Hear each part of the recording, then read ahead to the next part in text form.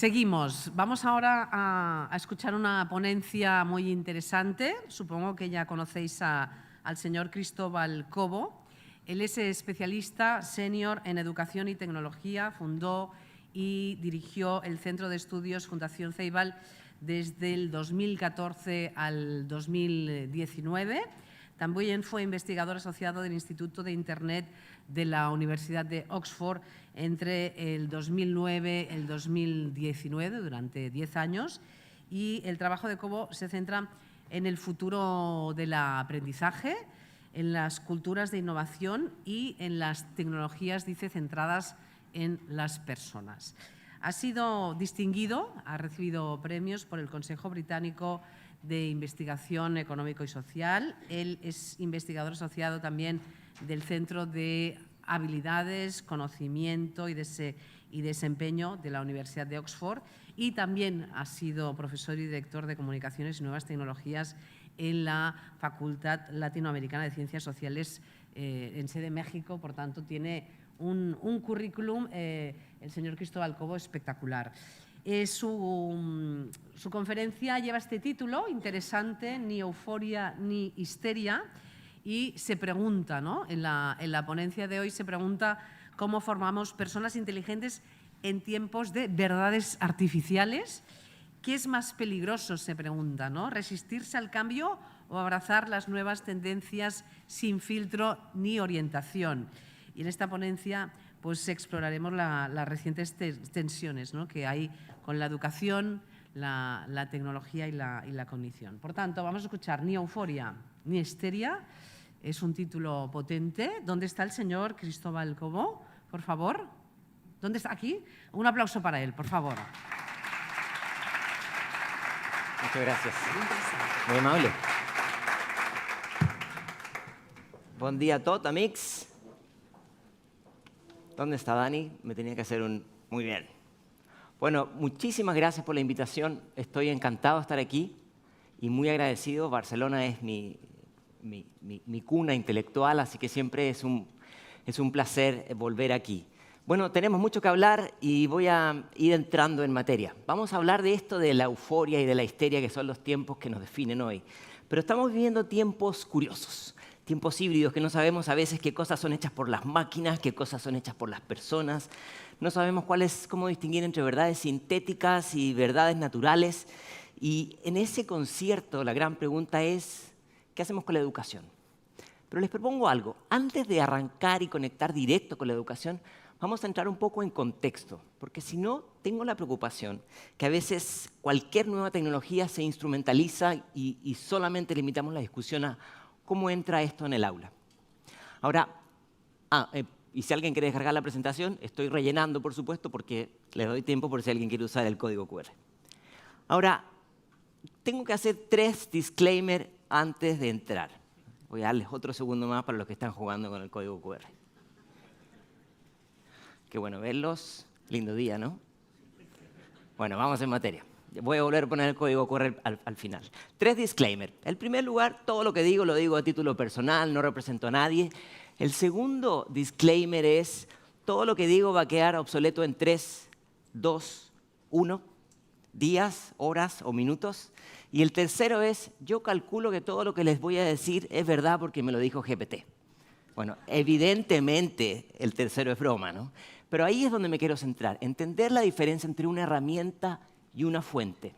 Vamos a ver poco cuál es la ruta de navegación de hoy día.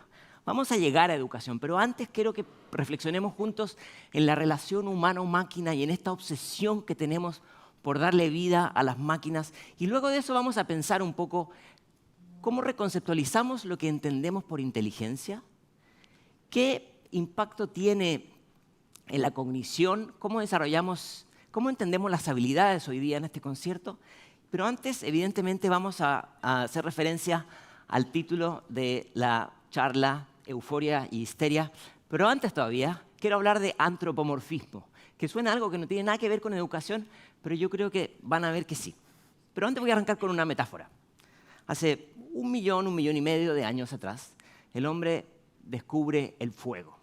Y haciendo la metáfora con la inteligencia artificial, cuando descubrimos el fuego logramos luz, logramos calor y logramos la posibilidad de intervenir alimentos y materias. Y entonces, ahí vienen los expertos. Y uno dice, no, mejor lo vamos a prohibir porque es muy peligroso.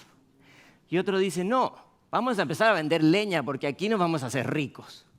Y aparecen los otros que dicen, no, en realidad lo que necesitamos es un montón de bomberos, porque esto se puede ir de las manos. Aparecen aquellos que dicen, no, vamos a hacer una carta para que no se vendan cerillos durante 6 meses. Y están los que dicen, mejor lo que podemos hacer es orientar, regular y educar. Yo creo que eso es más o menos el nivel de discusión que hoy día nos encontramos. Vamos a entrar al tema de antropomorfismo porque creo que tiene más que ver con inteligencia artificial de lo que pareciera. Hace más o menos 200 años, Mary Shelley hizo esta bellísima obra, probablemente una de las primeras en ciencia ficción, donde imaginaba al doctor Frankenstein dándole vida a una materia inerte, ya empezando a jugar con esta idea de jugar a Dios y estableciendo un montón de debates éticos que se mantienen relevantes hasta el día de hoy. Esto lo decía Arthur Clarke, el autor de Odisea en el espacio de la obra, en esta relación compleja que tenemos con las cosas que van más allá de lo natural. Clarke nos decía, cualquier tecnología suficientemente avanzada es indistinguible de la magia, como podrían ser las imágenes que ustedes ven aquí, que no son de personas reales, sino que son de recreaciones de inteligencia artificial. Parecen magia porque nuestro ojo no está educado para poder decodificar esa información. Pero es solamente un tema de educación. Ahora, hay algo de antropomorfía en muchos de los cambios tecnológicos que estamos viendo hoy día. Ustedes habrán visto en las noticias que un científico chino decidió hacer edición genética de embriones sin seguir ningún protocolo ético y terminó en la cárcel. Pero hoy día ya ha salido de la cárcel y está muy interesado en seguir haciendo investigación. Aitana es una modelo española muy famosa, muy popular, que genera mucho dinero con las fotografías de publicidad y tiene más o menos 300.000 followers en Instagram. Algunos la invitan a salir y están muy decepcionados porque Aitana no les responde. Aitana es un software. Hay otros ejemplos de antropomorfismo, como por ejemplo una herramienta que se llama Hereafter, que es una herramienta que a usted le permite cargar en el software todos los datos de un ser querido que no está, que falleció, pero que quedan registros de él o de ella en Internet. Y entonces, luego de cargarlos, usted puede interactuar con este ser querido. Un poco creepy, yo lo sé. Empezamos a hablar entonces de la emergencia de humanos sintéticos. Pero también hablamos de humanizar los robots, como este funcionario de Google que dijo que había interactuado con un chatbot que parecía tener emociones y al pobre lo terminaron echando. Pero quienes han tenido la posibilidad de explorar con ese software que se llama Hume AI o Hume AI, van a darse cuenta del nivel de la tonalidad de las emociones que hoy día están logrando estos software emular. Los invito a que lo exploren con un poco de euforia y un poco de histeria. Ahora, ¿por qué la euforia y la histeria? Yo creo que es comprensible. Hay cosas que están pasando que son francamente impresionantes. Ustedes habrán visto en las noticias que un grupo de científicos logró recuperar unos papiros que habían sido calcinados con la explosión del Vesubio del 79 después de Cristo, en la época de Herculano, en la zona de Herculano, que obviamente no se podían tocar porque estaban calcinados. Se hizo un concurso para que científicos de inteligencia artificial pudieran decodificar, escanear estos papiros y poder separar entre el papel y la tinta. Y hoy día se pueden leer esos papiros solamente gracias a la inteligencia artificial. Francamente impresionante. Hay otros ejemplos no tan impresionantes, pero muy útiles, que son de amplificación de tareas simplemente administrativas o rutinarias, como esta herramienta que nos permite hacer postulación a varios empleos al mismo tiempo, diciéndole al empleador exactamente lo que quiere escuchar de nosotros. O Zillow, que es una herramienta para hacer tasación de bienes inmuebles muy rápido, en un instante, que tomaba tiempo y costaba dinero. O Pat AI, que es una herramienta que ayuda a hacer diagnósticos médicos de manera muy rápida, muchas de ellas en una zona gris de la legislación y de la ética. Pero hablando de zonas grises, mi ejemplo favorito es este de aquí. Un programador en Buenos Aires tenía un serio problema. Su vecino escuchaba todo el día reggaetón y no soportaba el reggaetón. Lo que hizo este ingeniero de ciencias de la computación fue programar un algoritmo para que identificara los patrones del reggaetón y cada vez que lo sentía, desactivaba los altavoces de su vecino. Ustedes me dirán si es ético o no, pero por lo menos es divertido. Ahora, ¿por qué la euforia? La euforia y la histeria tienen que ver con una polarización de la discusión. Están quienes nos plantean que vivimos el fin de la civilización, están quienes plantean que vimos el fin del trabajo, y por otro lado están quienes plantean que podemos llegar a niveles más allá de la ciencia actual, que podemos resolver problemas no solamente en los laboratorios más avanzados, sino que también en zonas muy deprimidas. Están quienes plantean que con esto podemos deshacernos de las tareas rutinarias, y evidentemente aquí hay una polarización de la discusión. Pero hay otro problema también. A veces ponemos toda la discusión bajo el mismo paraguas. Y en lo que entendemos por inteligencia artificial, los retos de seguridad en inteligencia artificial, ponemos en el mismo paraguas el fin de la especie y los impactos en el empleo. Entonces yo creo que hay que complejizar un poco la discusión e ir un poco a los matices que hay detrás. ¿Y por qué esta polarización? Por la velocidad del cambio tecnológico. Todos conocen muy bien, asumo, la curva de Gartner o de la curva de expectativas, que nos plantea que siempre hay un momento de emoción y euforia. Sube la espuma, toda la emoción, esperamos que todo va a cambiar rápido y luego viene un momento de decepción. Es lo que planteaba Sam Altman a comienzos de este año y decía, el mundo va a cambiar mucho menos de lo que pensamos por este desfase entre la expectativa y la realidad. Lo dice de manera mucho más clara Clay Shirky, que dice, curiosamente, una vez que la tecnología se vuelve aburrida, se convierte en socialmente interesante. Siempre hay un desfase y no tenemos que olvidarlo. Podemos discutir si hoy día nos encontramos en la fase de irrupción o de frenesí de inteligencia artificial, pero lo más probable es que luego venga un momento de estabilidad. Ahora, esto evidentemente plantea preguntas fascinantes con respecto a lo que nosotros entendemos por inteligencia. Una definición rápida que plantea la Enciclopedia Británica sería la cualidad mental que consiste en la capacidad de aprender de la experiencia, adaptarse a nuevas situaciones, comprender y manejar conceptos abstractos y utilizar el conocimiento para manipular el entorno. Perdón, yo odio cuando me leen en pantalla, pero tiene un sentido esto. Muchos de estos atributos hoy día, y no tan hoy día, en los últimos 20 años, han sido incrementalmente siendo adoptados y adaptados por la inteligencia artificial. Es decir, en los últimos 20 años estas herramientas han reconocido la escritura, han logrado reconocer la voz, han logrado reconocer imágenes, y hoy día logran el lenguaje natural de las personas, es decir, hacen mímesis de cómo nosotros hablamos. Muchos atributos que creíamos exclusivos de la inteligencia humana. Por lo tanto, vivimos un momento fascinante. Algunas definiciones no científicas, pero que nos ayudan a entrar a la discusión. Yo diría que inteligencia artificial, por sobre todo, es una metatecnología. No es una tecnología en particular, sino que es una gama de ellas, que son un conjunto de herramientas que nos ayudan a entrenar máquinas para desarrollar tareas que consideramos inteligentes. Pero ¿dónde está lo interesante? Es una tecnología multipropósito. ¿Y dónde está la diferencia? Que cualquier tecnología multipropósito, cuando la incorporamos, se convierte en invisible, como la electricidad, la agricultura o la escritura. Ahora, los grandes modelos de lenguaje es la capacidad de las redes neuronales de aprender a escribir absorbiendo grandes cantidades de volumen de información, construyendo relaciones estadísticas. El problema está en cuando datos de alguna comunidad o de alguna realidad no están en esos grandes modelos. Entonces empiezan a generar diferencias. Y el tercer componente que creo que es importante es, dentro de la inteligencia artificial generativa, es esta posibilidad de realizar acciones, que en este caso podría ser imágenes, textos, videos, sonido, con una sofisticación que imita el pensamiento humano.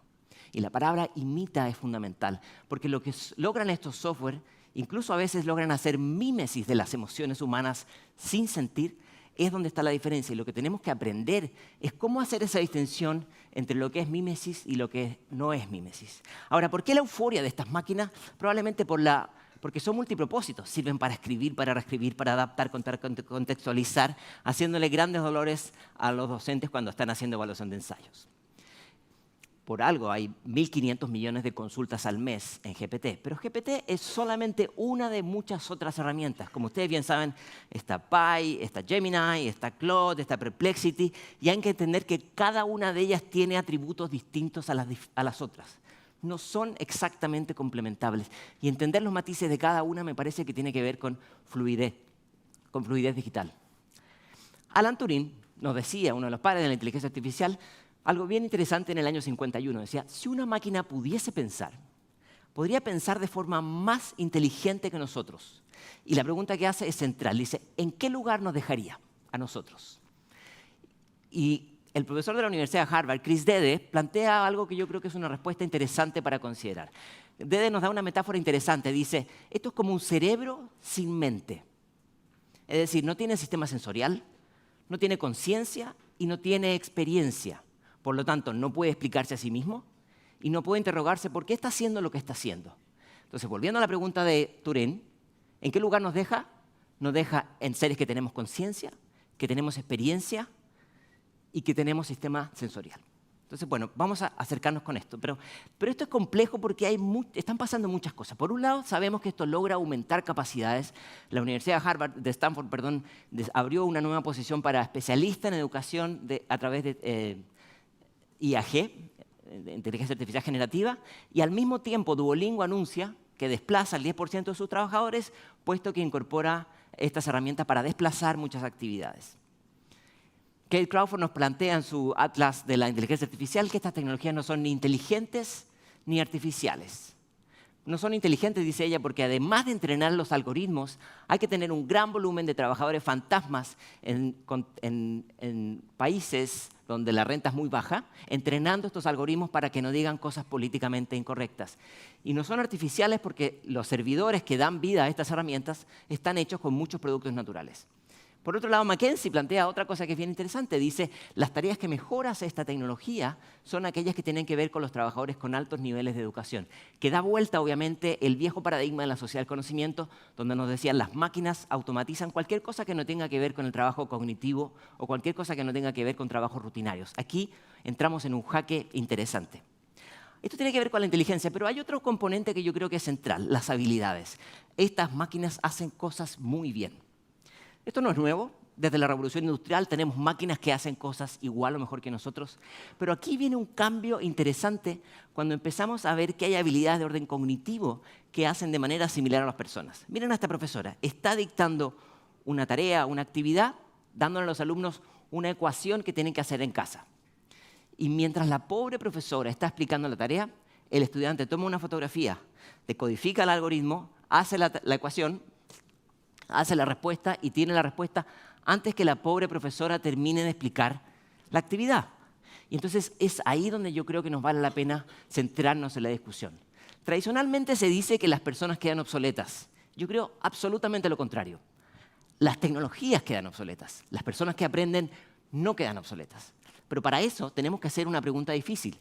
¿Cuáles son las habilidades que yo quiero automatizar o desplazar o reemplazar?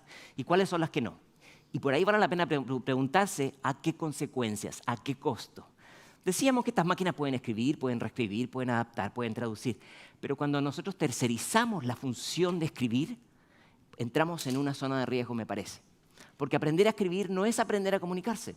Aprender a escribir es aprender a estructurar el pensamiento, aprender a jerarquizar ideas complejas. Y si nosotros en edades tempranas no dejamos que se desarrolle ese tipo de funcionalidades, puede que estemos entrando en una zona que no sepamos qué consecuencias puede tener. Vamos a hablar un poco de habilidades. Aquí en el ejemplo 1 tengo visión por computadora. Yo subo una fotografía y le pido que me la describa y la verdad es que da una respuesta bastante buena. En el ejemplo 2, yo le pido a Midjourney que me haga la foto de una chica hace 1 año y medio y hoy día me da la foto de abajo. ¿Se acuerdan del desfase entre cambio tecnológico y cambio social? Bueno, aquí hay una evidencia de la velocidad de cambio. Ejemplo 3. Yo hago un prompt y le digo, dame una fotografía de un profesor universitario de bioquímica. Y me da un hombre blanco, de edad avanzada y curiosamente con poco pelo. Ahora, lo que hay detrás de esto es una subrepresentación de la realidad. Y quienes han querido corregir eso, en el ejemplo 4, se han metido en problemas por a veces mover demasiado la brújula de un lugar a otro. Entonces, es bastante complejo jugar con esto, esperar que estas máquinas sean un espejo de nuestra realidad. En este contexto, UNESCO plantea que tenemos que repensar el marco de competencias digitales que hemos implementado durante los últimos 20 o 30 años. Y nos dice que además de las habilidades instrumentales, hay que poner mucho énfasis en la mirada ética, mucho énfasis en el enfoque humanista. Hace un par de años me tocó venir a la World Mobile Conference y el debate, la discusión era el bienestar digital, uno de los aspectos centrales. Vamos a recordar un poco qué tipo de discusiones había en ese minuto. Vamos a ver si tenemos audio.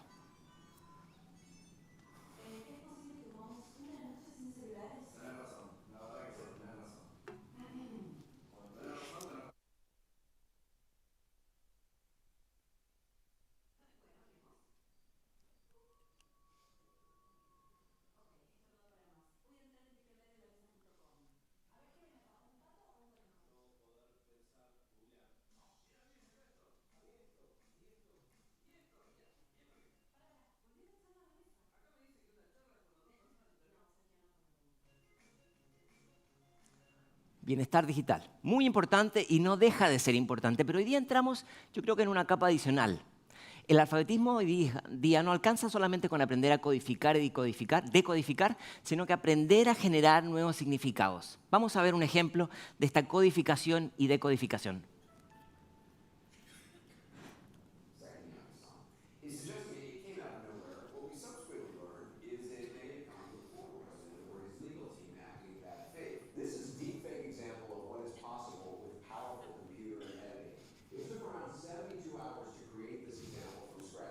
Extremely powerful GPU.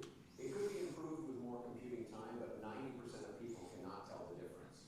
90% de las personas no logran entender la diferencia. Vamos a tener que vivir en un mundo de verdades artificiales. La pobre Kate Middleton, cuando anunció su enfermedad, muchos creían que era un software el mensaje. Estamos viviendo en una sociedad incrementalmente escéptica producto de este bombardeo. Ahora volvamos a la idea de la euforia y de la histeria. La euforia es que ahora podemos producir más papers científicos, publicar más rápido, hacer más investigación y de manera más dinámica, en menos tiempo. Incluso Eliane Eaton plantea un libro bien interesante que se llama Plagio, donde ella sugiere que vivimos en la época del post-plagio. ¿Por qué? Porque dice que se superan las convenciones históricas del plagio, ahora la escritura es un híbrido entre humano y máquina, y se normaliza esta idea de la coautoría. Y entonces dice, se cede el control, pero no la responsabilidad. O sea, el responsable final es la persona. Todo eso suena bellísimo, pero vamos a la realidad. Miremos el ejemplo de la izquierda, el ejemplo número 1. En una editorial de mucho prestigio, lo que estamos empezando a ver es que se cuelan en los papers científicos textos como este. Y dice, soy un lenguaje natural, no tengo acceso a datos, así que eso quedó en el paper. Yo no sé dónde tenía la cabeza el investigador, ni sé dónde tenían la cabeza los que hicieron la revisión entre pares, vamos a decirlo. Y en el ejemplo 2, lo que tenemos también es que se está empezando a envenenar Internet con una gran cantidad de bibliografías fantasmas que no existen. Entonces, un poco yo creo que lo que vale la pena sin caer ni euforia ni en histeria es entender que la inteligencia artificial generativa tiene efectos degenerativos en distintas áreas. No podemos entrar en detalle en cada una, pero evidentemente vamos a tener que aprender a entender que la manipulación es un ingrediente natural de esta tecnología.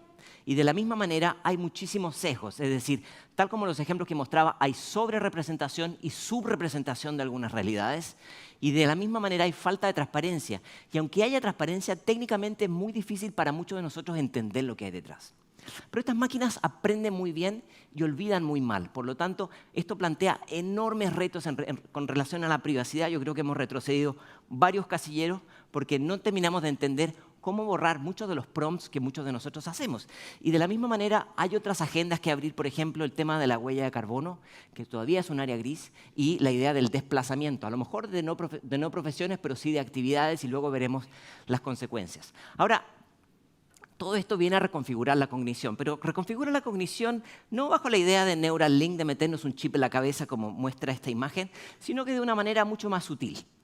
La conversación se empieza a convertir en una nueva interfaz. Un profesor publica en la revista Forbes, dice, la escritura, que es probablemente la invención de mayor impacto en la historia de la humanidad, tiene una interfaz arcaica. Porque la verdad es que requiere muchos años el dominio de la escritura. Algunos plantean hasta 20 años, ¿no? Y entonces él dice, la escritura no compite con la interfaz natural de la conversación que provee o que ofrece la inteligencia artificial. Entonces ella plantea, ¿qué implicancias puede tener una población que no sepa leer y escribir con dominio?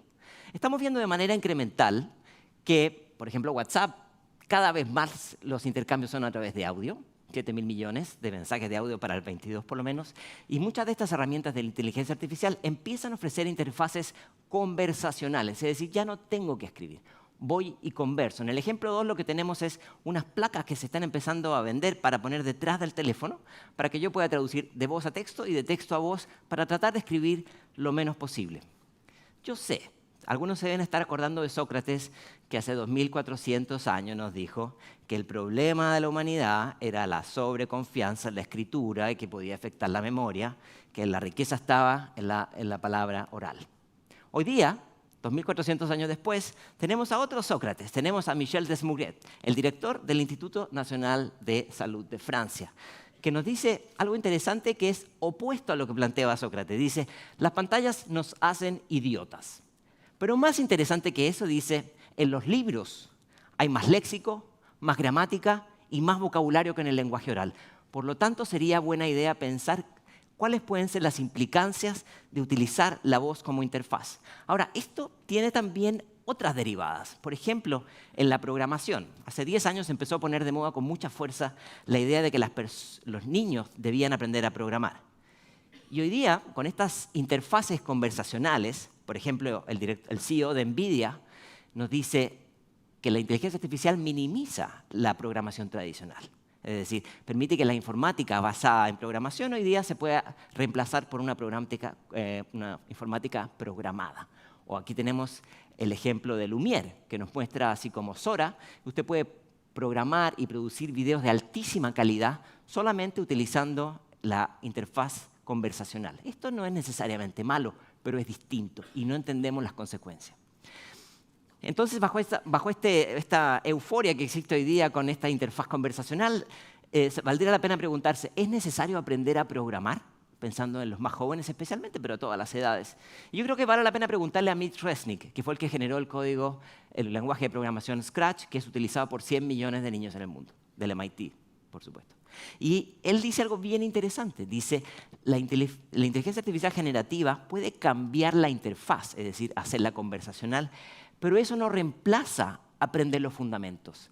Y esa yo creo que debe ser una lección dorada que debe ir mucho más allá de la interfaz de programación. Para otras cosas no reemplaza aprender los fundamentos. Y me quiero detener un poco en esto porque creo que es un aspecto central. Algunos de ustedes deben reconocer a este señor. Este es el creador de Clippy.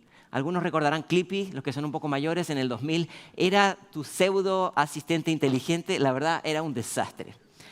Pero Gates se reivindicó después con otras cosas. Por ejemplo, el año pasado publica un texto donde dice, en 5 años no tendrás que usar diferentes aplicaciones para diferentes tareas. Le dirás a tu dispositivo el lenguaje cotidiano, una vez más, lo que quieres hacer. Y luego agrega en otro texto. Imagina que los agentes se vuelven tan buenos que todos pueden tener uno de calidad sin tener que trabajar tanto. Y él se pregunta algo que yo creo que es fundamental. Dice, ¿qué harán las personas con su tiempo libre? ¿Seguirán buscando educación si un agente tiene todas las respuestas? La promesa que hemos escuchado por años es que el tiempo libre que nos va a dar la tecnología va a ser más tiempo en familia, más tiempo compartiendo. Pero la verdad es que a la luz de la portada del New Yorker, en Acción de Gracias, a veces no ocurre esta idea de Claire Shirky de un excedente cognitivo donde se suman las capacidades. A veces ocurre justo lo inverso, ¿no? Hay un déficit cognitivo porque cada uno está mirando su pantalla. Pero mantengámonos por un segundo en esta idea de los agentes. Los agentes no es una idea tan nueva, es una idea que Apple hizo en un video hace 40 años, que no me da el tiempo para mostrar, pero les recomiendo que lo vean, donde muestra a un profesor universitario preparando una clase y le pide a su agente, bueno, ¿cuáles son las últimas publicaciones? Conéctame con mis colaboradores. Lo interesante es que sigue siendo el futuro, pero siguen usando PowerPoint a propósito. Eso no se va, eso no se va. Ahora, estos agentes nos vuelven de una manera al presente, porque OpenAI hoy día está diciendo que está trabajando en agentes para que podamos automatizar una gran cantidad de tareas. Y entonces la pregunta de Gates yo creo que es esencial. Dice, ¿seguirán las personas buscando educación si tienen un agente que desarrolla todas las actividades por ellos? Y aquí yo creo que vale la pena hacer doble clic, porque este es un tema mucho más estructural de si utilizamos la herramienta A o B. Y para eso quiero utilizar la metáfora del copiloto. Copiloto es una metáfora que ha utilizado, como bien saben, Microsoft, donde tenemos un copiloto y yo me pregunto, ¿y quién maneja? Vamos a usar, hablando de metáforas, los estudios que se han hecho hoy día sobre vehículos que se conducen solos, los vehículos autónomos o semiautónomos. Y las investigaciones muestran resultados bien interesantes. Dicen que un conductor de un vehículo autónomo, su atención se deprime a los 21 minutos. Es decir, a los 21 minutos el cerebro queda en modus stand-by, ¿no? Poniendo en riesgo su integridad y la de quienes le rodean, ¿no? Entonces, podríamos tomar esa metáfora para el mundo de la cognición. ¿Qué pasa cuando tenemos un vehículo que se conduce solo? Y entonces, algunos nos podríamos preguntar, ¿necesito aprender algo si yo tengo este vehículo que se conduce solo? Y yo creo que la respuesta es una sola. Sí, categóricamente sí necesito aprender algo, porque si yo no he aprendido esa idea, difícilmente la puedo aplicar en otro contexto. si yo no he pensado sobre eso de manera compleja, difícilmente puedo yo cuestionarla o desfragmentar esa idea compleja. Pero lamentablemente yo veo con cierta preocupación que a veces convertimos todas estas herramientas en un copiloto automático que conduce por mí. Quiero mostrar un ejemplo de Mindgrasp que yo creo que ilustra un poco esto. Vamos a verlo.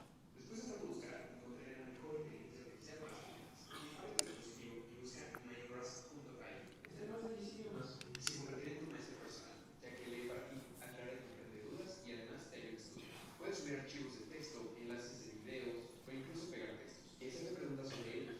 Por ejemplo, aquí tienes la opción de notas inteligentes que te dará las ideas clave del texto. O hacer un breve resumen con lo más importante. Por ejemplo, si no entendiste una clase en línea, solo sube el video y te dará las ideas principales. O podrás hacerle preguntas a ella. Suerte, bye. Suerte, no tienes que pensar nunca más. Bye. Bueno, entonces la pregunta es, ¿y entonces la inteligencia artificial sirve o no sirve para la educación? Yo creo que ante esa pregunta siempre tiene que haber una contrapregunta de qué educación estamos hablando. ¿Estamos hablando de la educación centrada en tener acceso a la respuesta inmediata, que a lo mejor podría ser ilustrada por B.F. Skinner, o estamos hablando de una educación que pone sentido en construir experiencias? Quizás ilustrada por Dewey. Y una disculpa por no tener más mujeres aquí, pero evidentemente hay muchísimos representantes de ambas corrientes. Veamos un poco lo que muestra la evidencia. La Universidad de Graz en Austria nos dice que algo que no nos va a sorprender después de que pasamos de la pandemia, que muchas de las comunicaciones entre dos personas a través de Zoom son tremendamente limitadas en cuanto a la riqueza de la comunicación porque muchas señales verbales se pierden. Y eso es cuando dos personas están hablando. Imagínense cuando una persona está hablando con un chatbot. Ahora, en el Reino Unido, estamos viendo que casi el 80% de los adolescentes están utilizando este tipo de tecnología y solamente un 50% de los adultos. Se empieza a generar una brecha generacional que hay que explorar. En Estados Unidos, datos recientes nos muestran que el 85% de los jóvenes prefieren a GPT a su profesor particular, porque es accesible las 24 horas del día, porque es adaptable y porque es realmente inmediato, es dopamina pura. Yo necesito el estímulo y me da la respuesta. La Universidad de Harvard publicó un estudio reciente sobre lo mismo y muestra resultados bastante convergentes, pero plantea 3 retos que hay que tener en el radar. Primero, integridad académica, cuando dejo que el software dé las respuestas por mí. Segundo, confianza excesiva. No creo que no necesito explicarlo. Y el tercero tiene que ver con interacción humana limitada, es decir, ya no necesito preguntarle a mi compañero. Ya no necesito preguntarle a mi docente. Me mantengo dentro de mi cápsula de mi Vision Pro y yo puedo solamente autosatisfacerme con mi GPT. Esto quizás hay que tenerlo en el radar porque puede llegar a tener implicancias en términos de deteriorar una de las partes más ricas del aprendizaje, que es el aprendizaje como una experiencia social. Ahora, en este proceso relacional entre docente y estudiante, tenemos usos de inteligencia artificial para distintas cosas. Tenemos en la parte superior algo que yo creo que es fascinante y hay que explorarlo con más detalle, y es cómo algunas de estas herramientas les pueden hacer la vida más fácil a los docentes. Para planear lecciones, Magic School es un muy buen ejemplo, o para diseñar evaluaciones, QuestionWell creo que es una excelente herramienta. Ahora, para enseñar, y ya más desde la lógica instruccionista, si ustedes van a AI Tutor Pro, que es una herramienta que lo que hace es te permite hablar con un software y que te haga a ti preguntas para que tú prepares mejor tu examen o tu ensayo. O Scholl AI, que es una herramienta que te permite dialogar con Shakespeare, con Cervantes o con Neruda, tiene enorme valor, pero siempre pone énfasis en estímulo-respuesta. Y el padrino de la inteligencia artificial plantea una dimensión que yo creo que es bien interesante y me encantaría que podamos tener en el radar.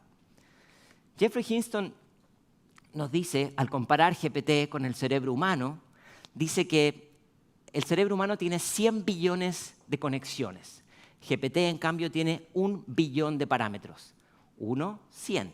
La diferencia es radical. Por lo tanto, las respuestas de GPT debieran ser infinitamente inferiores que las humanas. Y yo creo que podemos convenir que son inferiores, pero no son infinitamente inferiores. Es decir, hay una diferencia. Evidentemente, las personas podemos hacer respuestas más ricas, pero la proporción me parece que difícilmente es 1 a 100. ¿Y por qué la diferencia? La inteligencia artificial lo que hace es memorizar cada experiencia con cada mínimo detalle. El cerebro humano funciona de otra manera. El cerebro humano lo que hace es permite está diseñado para optimizarse, es decir, permite generalizar un número limitado de experiencias. Yo tengo que meter los dedos al enchufe una sola vez en mi vida. Si usted la mete 2 veces, bueno, ya es cosa de usted, pero con una basta. Y yo lo generalizo para todo. El número de experiencias que nosotros tenemos, creemos que son muchas, pero no son tantas. Pero tenemos una capacidad de extrapolar. Entonces yo creo que la lección que hay detrás de esto es utilizar inteligencia artificial para estimular experiencias puede ser mucho más valioso que estimular respuestas. ¿A qué me refiero con esto? El proceso cognitivo con el uso de estas herramientas va de manera incremental de menos a más. Cuando un estadio más temprano puede ser comprender un concepto. Un estado un poco más avanzado puede ser aprender a utilizarlo. Y un estado más complejo es aprender a cuestionar, a analizarlo y evaluarlo contextualmente de forma crítica. Ahora, cuando utilizamos inteligencia artificial tenemos por lo menos 4 vectores. Tenemos una baja contribución cognitiva y una baja contribución de inteligencia artificial que usualmente nos lleva al error. Pero podemos tener una baja contribución cognitiva y una alta contribución de inteligencia artificial que es luz roja. Es peligro, porque ahí lo que hacemos es que la máquina trabaje por mí. La parte más interesante es la parte en azul, cuando podemos tener una baja contribución de inteligencia artificial, pero una alta contribución cognitiva, por ejemplo, cuando me da una lluvia de ideas, cuando me ayuda a formatear algo, cuando me corrige la ortografía. Y la parte más interesante puede ser cuando tenemos una alta contribución cognitiva y una alta contribución de inteligencia artificial cuando yo hago un proceso de construcción mucho más complejo. No significa que una es buena y las demás, bueno, hay una que claramente no tenemos que hacer, ¿no? Pero la pregunta es, ¿cómo tenemos nosotros que diseñar experiencias de formación teniendo en cuenta estos cuadrantes? Aquí no hay recetas, señores, y yo no las tengo tampoco, pero hay un curso de pensamiento que podemos considerar. Si hay docentes que no quieren incorporar inteligencia artificial en clases ni en sus evaluaciones, está perfecto. Pueden pensar en evaluaciones presenciales, pueden pensar en evaluaciones con escritura, pueden pensar en pedirle a los estudiantes que graben un podcast o que hagan una investigación local. Fantástico. Quienes quieran incorporar inteligencia artificial tienen que diseñar una ruta pedagógica distinta. Tienen que establecer algunos criterios, algunas reglas del juego. Tienen que decir qué herramientas y para qué usos y ponerlas en transparente, discutirlas con los estudiantes y pensar qué tipos de usos, cómo las queremos incorporar, incluso qué prompts. Pero la diferencia está en que el foco ya no va a estar en el producto final, sino que en el proceso. Y centramos el foco en la construcción de conocimiento con estas herramientas, que es algo totalmente distinto a solamente dame el resultado de tu ensayo. Entonces aquí hay una pregunta central que es la que me quita el sueño, y es ¿cómo ayudamos a los profesores en esto? En primer lugar, yo creo que empoderar a los docentes tiene que ver con darles más tiempo y posibilidades de experimentar, para que haya un proceso de reflexión y digamos qué cambios pedagógicos tenemos que hacer en las maneras que accedemos y construimos conocimiento. Segundo, podemos pensar, y yo esto sí creo que vale la pena tener la discusión, cómo optimizamos algunas tareas.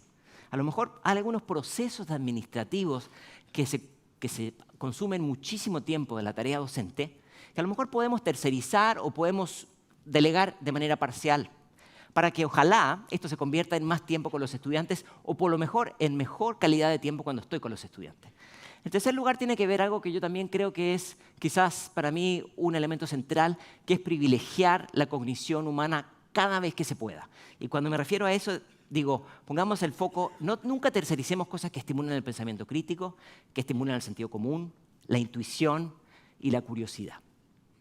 Ahora, evidentemente tenemos que desarrollar toda una fluidez digital para navegar en estos entornos, no solamente, como decíamos, lo técnico, entender los matices de lo ético y aprender a navegar en un mundo de muchísima desinformación. Ahora, ayer se habló mucho de regulación. Yo creo que las instituciones educativas y los reguladores tienen una enorme tarea aquí, de dar orientaciones. Pero fíjense, estas regulaciones son como hacer un reporte del clima. Tiene que estar cambiando todo el tiempo, porque esta tecnología está cambiando todo el tiempo. No me sirve un reporte cada 4 años, no me alcanza con eso. Evidentemente hay experiencias internacionales. Harari nos dice, necesitamos revisar las instituciones del siglo XIX para navegar en un mundo de inteligencia artificial. Cuando descarguen esto podrán ver una gran discusión sobre nuevos marcos, sobre nuevas regulaciones, sobre aproximaciones pedagógicas en distintas partes del mundo. Yo creo que estamos todos pensando sobre estos temas en distintas formas. Ahora, yo les quiero hacer una invitación, que no es mía, sino que es de McLuhan. Vamos a navegar al futuro usando el espejo retrovisor. ¿Y por qué digo eso? Porque la tentación siempre es creer, nunca habíamos pasado por aquí. Esto que está viviendo mi generación es lo más impresionante. Pero yo que me estoy poniendo viejo, me estoy dando cuenta que estas discusiones se repiten. En los 70, en los 60, había una enorme fascinación por lo que llamaban el cerebro digital, el cerebro electrónico, perdón. Y todos creían que todo iba a cambiar de manera radical, y lo describe muy bien Audrey Waters en el texto Teaching Machine. Y la verdad es que algunas cosas cambiaron. Esto evolucionó en plataformas adaptativas, plataformas personalizables, pero la verdad es que muchas de las cosas son bastante parecidas a como eran en esa época. Se vuelve a repetir la curva de Gartner. En segundo lugar, yo creo que vale la pena tener 5 ejes en la discusión. 1, asegurar una infraestructura básica de dispositivos, de conectividad, pero por sobre todo de datos que representen distintas realidades. Número 2, generar y estimular capacidades.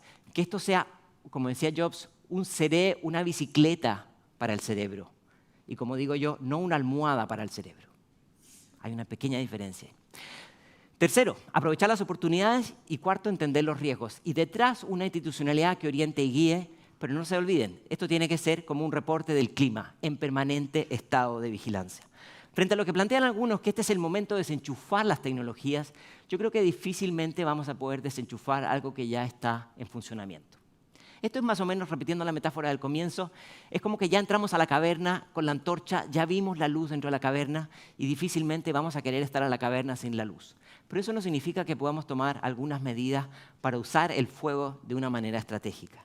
Y antes de terminar, quiero plantear un mensaje que yo creo que vale la pena tener. No humanizar la tecnología. Y no me refiero a no decirle buenos días a GPT o pedirle algo por favor, sino algo mucho más estructural, que es no olvidarse que estas máquinas no alucinan, cometen errores, no piensan, pero nos imitan y muy bien, no tienen opiniones, pero las reflejan, no tienen intenciones, pero tienen consecuencias, y no buscan manipularnos, pero sí causan desinformación y daño. Estimadas y estimados, tal como decía Frank Zappa, la mente es como un cerebro, solo funciona si está abierto. Por lo tanto, antes de correr a enseñar prompts, yo los invito a que pongamos el acelerador en cómo estimular cada vez más la curiosidad, la intuición y el sentido común. Muchas gracias.